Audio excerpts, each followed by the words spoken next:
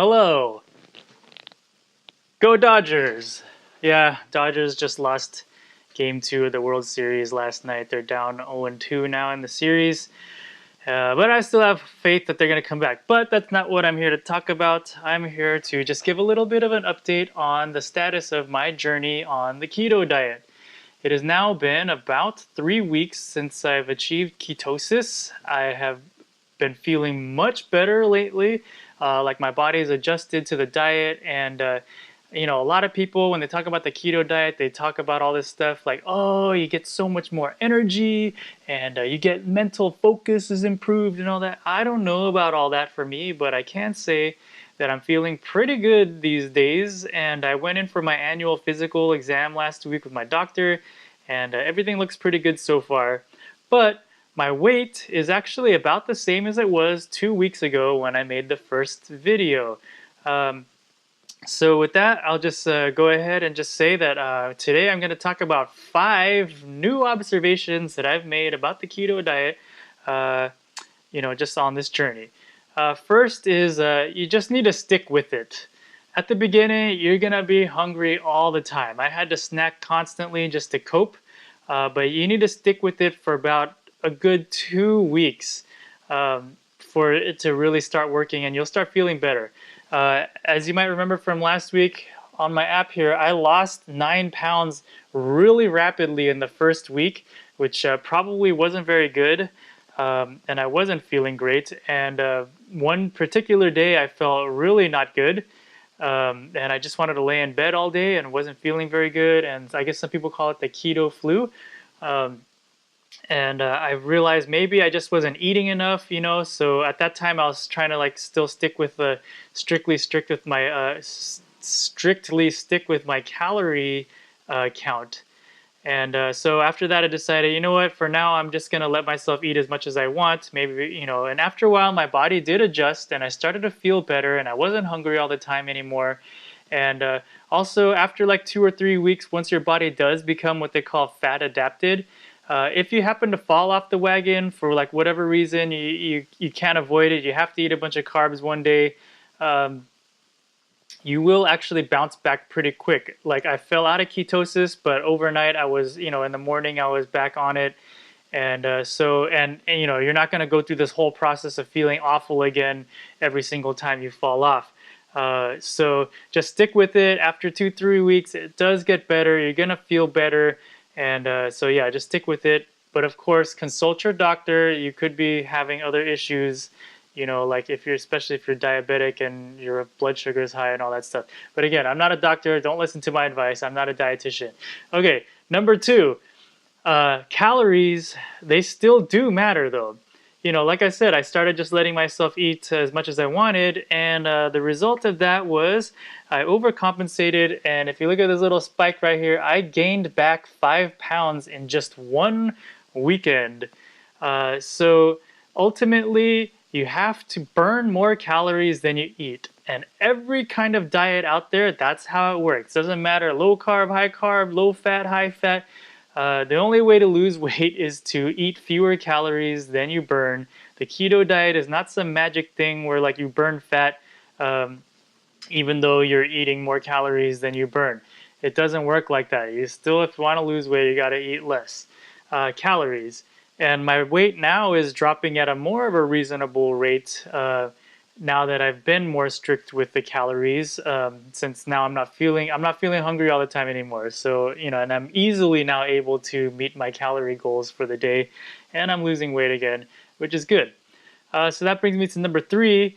The keto diet and other low carb diets actually makes it a lot easier to eat less calories. And let me just give you a couple examples of how this works. Number 1, at my church on Sundays, they give out free donuts. And I used to just wolf down 2 or 3 donuts without even thinking about it. And you know what? 2 donuts, that's about 600 calories. You know what else is 600 calories? A half a pound of steak. Yeah. But you know what? With the steak, you got to cut it, you got to chew it, take some work to do it. And after you eat it, you feel full. And so, it's a lot more substantial that way, and it's the same amount of calories. Example number two, let's say you go to Taco Bell and you get one of their combos and they give you this giant drink, uh, and you drink all that, and then you refill it and you go home and you drink it on the way home. Well, you just drank 64 ounces of Pepsi or Mountain Dew or whatever, and you know what? That is 800 calories. Yeah, 800 calories. That is insane. Um, and so, when you're avoiding carbs, you're not going to be drinking soda like this. You're not going to be eating donuts like this. And so, uh, it's going to be a lot harder. You're not going to accidentally eat 800 calories worth of beef without thinking about it. You're not going to, that's just not going to happen. So just on that level, the keto diet or other low carb diets, will help you eat fewer calories and ultimately lose weight. My wife, she's been doing keto for about 5 months now. She has never counted her calories or anything like that the entire time, and she's been steadily losing weight and just getting excited because she's fitting into these old clothes that she hasn't worn in a long time and all this other stuff. And like I said, she's not even counting her calories at all. So just by avoiding carbs, you will probably lose weight. So if you're just being intentional about it. On that subject, the fourth point is you got to watch out for the hidden carbs. I like to take my daughter to McDonald's after we go to the park and stuff. She likes to eat French fries and cheeseburger, and to me, it's just like this nice little father-daughter kind of thing.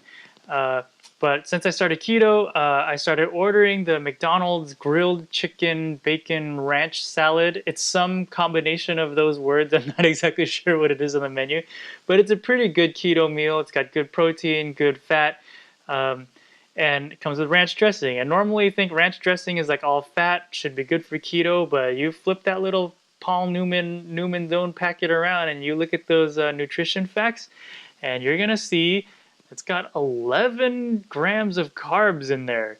That, for me, the way I'm trying to eat, is half of what I'm trying to eat in carbs in an entire day. So that is like, yeah, again, hidden carbs. You got to watch out for it.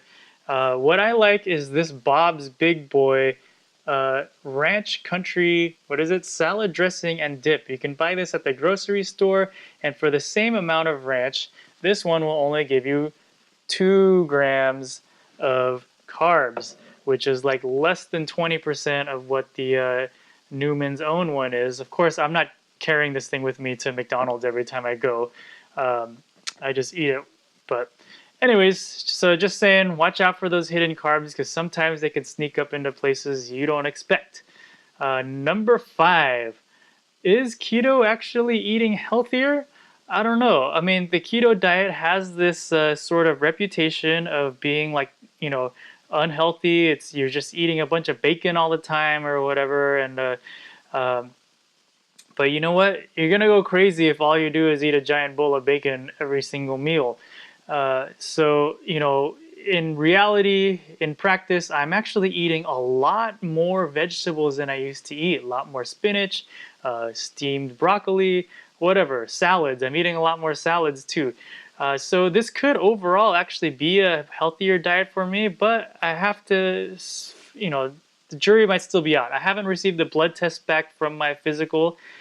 So it's possible. A lot of guys, I've heard like they go on the keto diet and their cholesterol just skyrockets because they're just eating fatty foods all the time. And so, I gotta wait for the data to come back in and see if that's what's happening to me or not.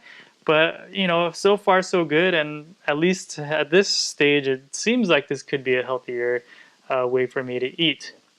Once again, I am not an expert. I'm not a dietitian. I'm not a doctor. You shouldn't listen to any advice that I have. But if you got any questions or comments, go ahead, leave them in the comment section below. I will check them out and respond.